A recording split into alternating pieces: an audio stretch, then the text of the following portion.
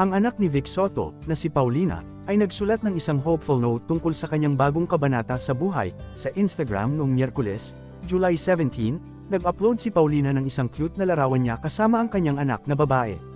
Gayunpaman, kung ano ang pumukaw sa social media buzz ay ang pag-amin ni Paulina na siya ngayon ay nagnanavigate sa isang bagong kabanata ng buhay bilang isang single mom. Ayon kay Paulina, habang ang mga nakaraang linggo ay napuno ng maraming ups and downs.